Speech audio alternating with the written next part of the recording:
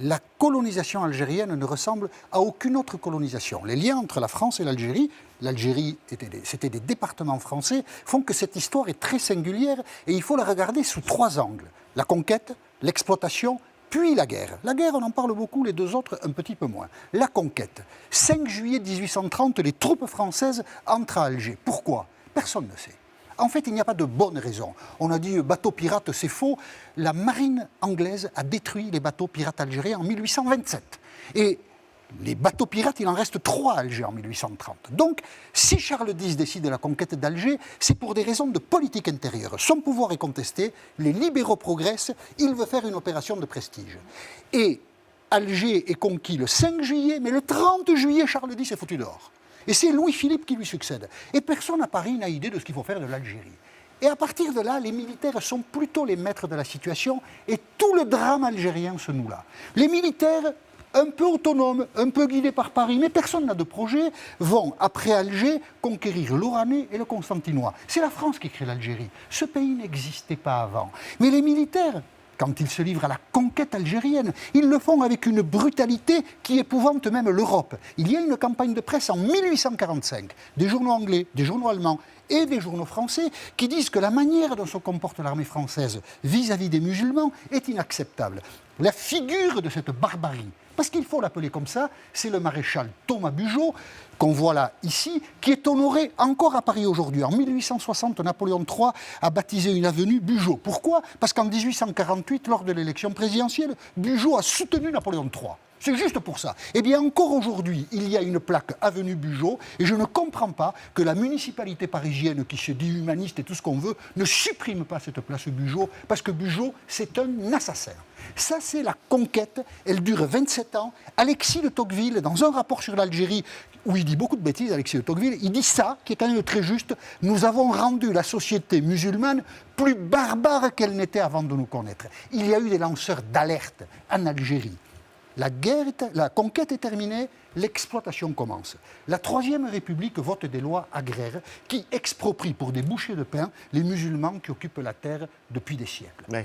Les musulmans sont chassés. Ils connaîtront des années de famine, les musulmans, sur leur territoire. Et pourquoi ? Personne n'est capable de l'expliquer. Mais se constituent des familles coloniales d'origine européenne, française, mais beaucoup d'Espagnols et d'Italiens. L'Algérie française, en fait, est composée d'étrangers. C'est assez cocasse.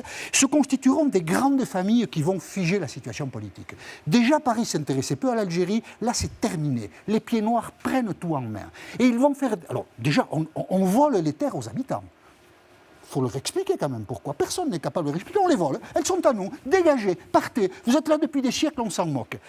Ces familles pieds noirs vont organiser la déscolarisation pendant près d'un siècle de tous les jeunes Algériens. On va plonger un peuple dans l'ignorance. On a martyrisé tout un... Nous, Français, nous avons martyrisé un peuple pendant un siècle. Ça, c'est terrible. Puis on pourrait dire beaucoup d'autres choses sur l'exploitation de l'Algérie. Vient la guerre.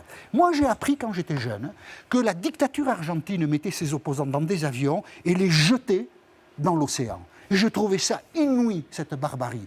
Eh bien, on a appris après que l'armée française avait procédé de la même façon. Je voudrais vous montrer une photo. Cette photo, c'est le symbole de l'armée américaine qui bombarde au napalm les villages vietnamiens. Eh bien, l'armée française a fait ça en Algérie.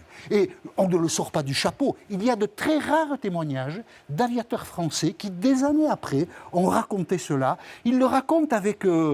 un peu d'étonnement des années après, parce que oui, l'armée française a bombardé au napalm des villages algériens. Germain Chambost témoigne au début des années 90, c'était un aviateur français pendant la guerre d'Algérie. Je me souviens d'une fois où j'ai largué ce qu'on appelait pudiquement des bidons spéciaux. Il était interdit de prononcer à la radio, en vol, le mot de napalm. Le napalm était interdit. Alors on appelait ça pudiquement des bidons spéciaux. J'ai largué des bidons spéciaux, et après avoir largué le bidon dans la vallée qu'on m'avait demandé de bombarder, un avion marqueur avait lancé un fumigène et on m'a dit « tu largues tes bidons sur le fumigène ». J'ai largué mes bidons sur le fumigène. C'était ça la guerre, pour nous aviateurs.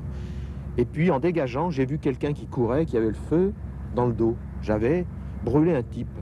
Oui, c'est vrai, on y pensait après, on avait brûlé des types.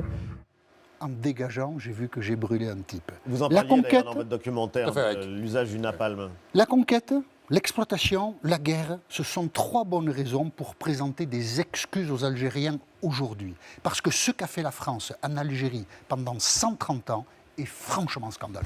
Je pense qu'il a fait le meilleur cours qu'on puisse faire. Je vais vous emmener voir le ministre de l'Éducation nationale avec moi pour lui faire. Allons-y. Ah non, mais il serait excellent pour expliquer ce qu'il faut mettre dans nos manuels scolaires. allons-y. Tout ce que vous venez de dire n'est pas dans nos manuels scolaires. Vous en avez conscience. Et notre ministre de l'Éducation nationale n'arrive pas à l'entendre. Ce qu'il vient de dire, Jean-Michel, ce que vous venez de dire, n'est pas dans les manuels scolaires. Non, raconter comme ça, avec cette manière-là, avec ces points-là, le napalm par exemple, Peugeot, la conquête, tout à fait. Voilà, exemple typique. Et pourquoi le ministre de l'Éducation nationale ne veut pas l'entendre? Comme aucun ministre de l'Éducation nationale avant lui, parce que justement, on a peur de dire aux jeunes descendants de ces personnes ce qu'on a fait à leurs aînés.